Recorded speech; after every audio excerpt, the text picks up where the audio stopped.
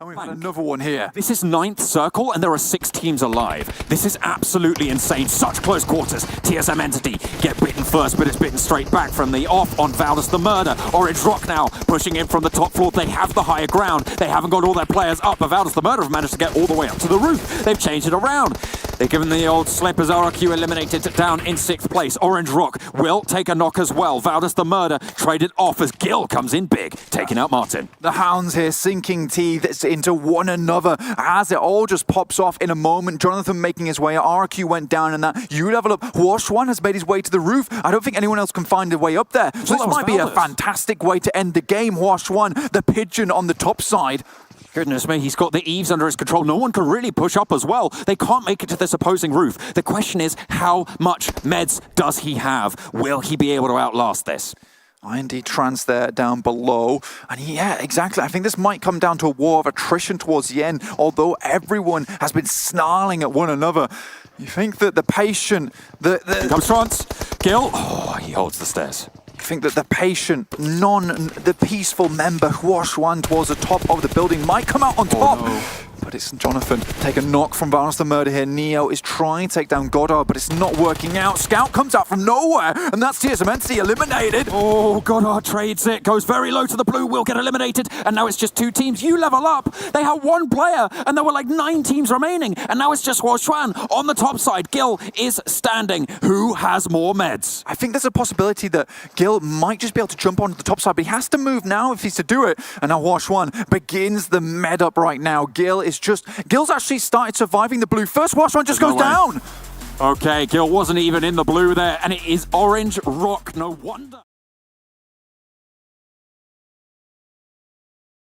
Even though right now it's in the center, there's a lot of high ground either side of them, as RQ are going to get put under pressure by the side of Team IND. 420 OP sending himself forward. He's been an integral part of Team IND's push as Slayer gets another knock onto D2E. RQ under pressure, but G9, you can never not rely on him. Slayer, the headshot king for the first game. Looking strong. The circle's about to shift on to RQ Athena a little bit on the downhill. B11 going to get res back up as Slayer's going to try and pull a flank on the side. Oh, he's got to see him. 420 angle gets it. Nicely connected onto Ernie, and now they're going to try and clear the floor. They lost chance earlier, remaining still at the 3-man army. They need every single kill they might get because this is a team that might climb up in the top 5 to try and contest for that #1 position. But 420 OP is going to get clapped right back by B11. This man is insane. Now it's just Slayer left standing against B11. Slayer is behind a vehicle, going to look to cook up a grenade behind a tree. That's not going to connect quite for now, but G9 is going to send himself up with that 4 thinking play. Beer looking to get connected upon. That's Team IND out. That's RQ. Stay in this fight, not just in this game. TR are pushing on in. We'll see, this might be Orange Rock coming back, and they do get the knockdown from Mavi with the Uzi. Greatly executed, and now going to try and get the extra engage on the side. Orange Rock struggling, losing Vario himself.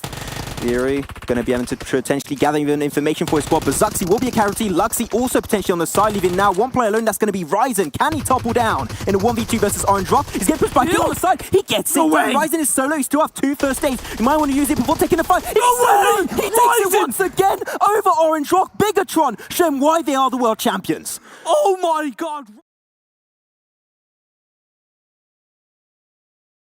In no team's favor. It's right in the center between all of these teams. Yeah, but RQ, they're a little bit closer to the circle, but they're going to have to go downhill a little bit, and that's where the trouble can be coming on through. But if they're lucky, the fight between Box Gaming and T1 will be leaving them pretty wounded, and that's when they can capitalize on that position in the northern side of La Bandita. But now the push is going to be unfolding for Box Gaming. Break is going to be the first line of fire. Nice. And 1 game 2. Nice executed by Youngchun. And that's going to be switching over to the M16, confirming those frags 1 by 1. And he's going to be solo. Can he still pull off the Rosé on Satan? I mean, the Blues End's right behind him. I don't think he has the time. Why did Box push without the full squad? Why was Pmwl just there? That was the security.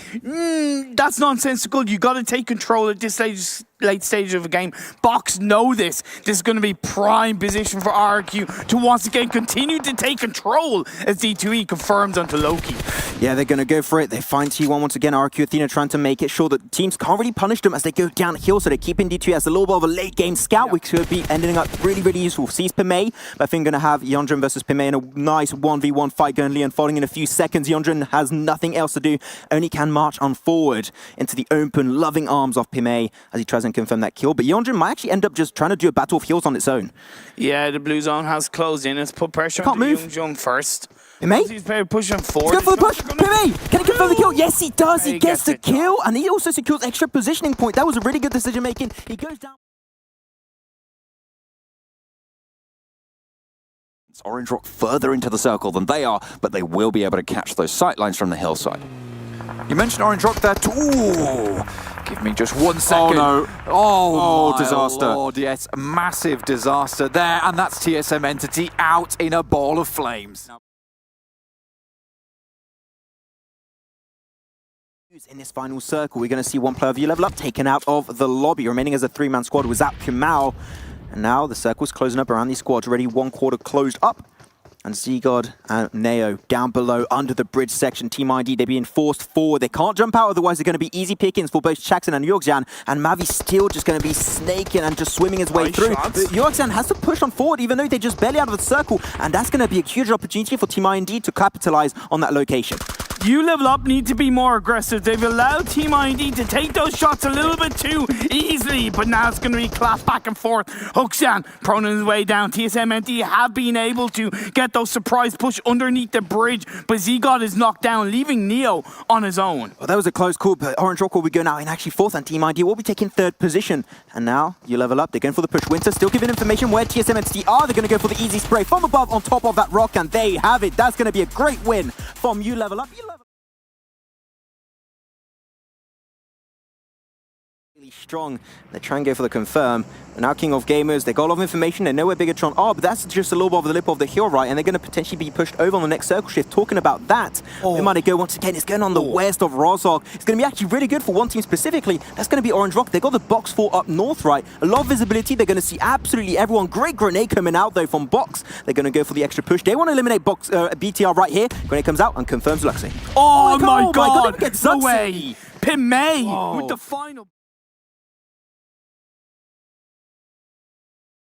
Fantastically brilliant BTRR with these nades. It's terrifying to go up against them, and even if you are in a shack, it does not mean you are safe. We've seen Luxy thread the needle so many times. Next, we've gone through hard shift down to the southwest. SynerGE will be happy about this one coming up from Los Egos, but Megastars, they are in the middle.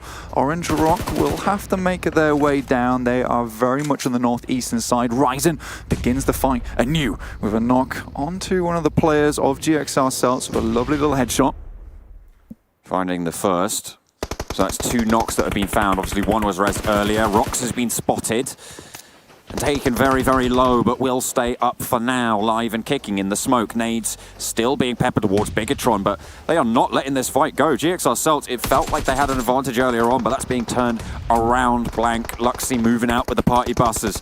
Suppressing shots come through. The off angle is spotted. Rox goes down to Zuxi, who aids his twin brother in that crossing. Gets the flush as well, so that's the first kill going through in this fight. Bigetron are fighting, and we know when it comes down to that final hour, it's where they really start to step it up. We saw Ryzen with an insane 1v4 onto Orange Rock earlier today.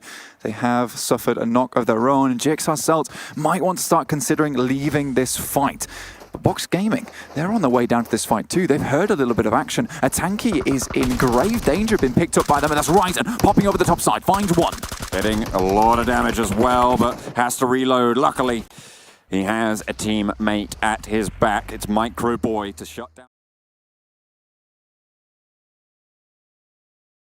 Their way in on the northern side of the circle, hugging the rock, trying to find the remaining members of YaLLa, but a shot comes out and Jonathan gets knocked. TSM took the position of Team Secret away after they died, and now they're dealing and trying to deny YaLLa away from this position in the. Oh no! No! That looks good. Oh my god, such a good grenade coming out from the water of Winter. How did he even do that? In the vehicle, through the grenade, eliminates TSM and YaLLa.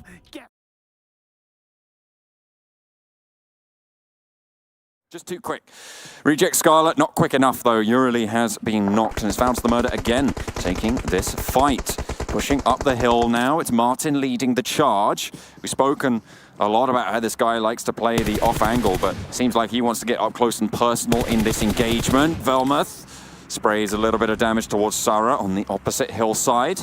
And they have got that anchor position now at the back, and YaLLa goes down yet again to a lovely nade from Martin, who sends out wide almost immediately. Gets behind the Pride Rock there, as the nade follows it up as well. Pushes him in, pushes him through, but doesn't want to go too far too fast. I've hardly ever seen Martin walking or even strolling in this game. He seems to be always sprinting. Another nade. Whenever he sees him, nade comes over the top side, does a fair chunk of damage. Reject Scarlet still actually investing in this resurrection, John. Is Sarah going to be able to stop this push from happening as that backstop player? Oh my goodness! Beautifully cooked from Goddard, able to take down Webb, and now it's just Lutfer and YaLLa in close range. Velmuth moving out wide. Goddard has been traded up the top of the hill, but Velmuth is now in a strong spot, but not before he's dispatched by Lutfer.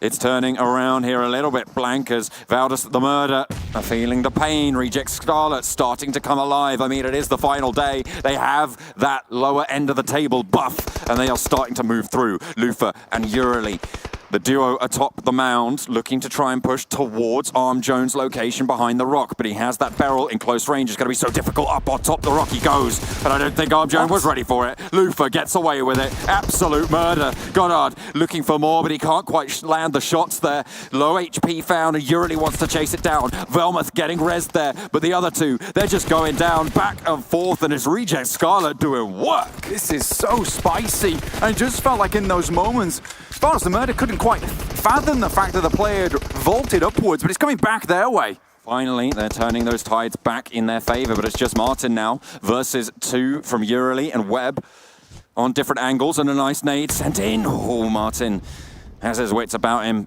Pulls back just in time. Another one being cooked and sent over towards the back of the rock.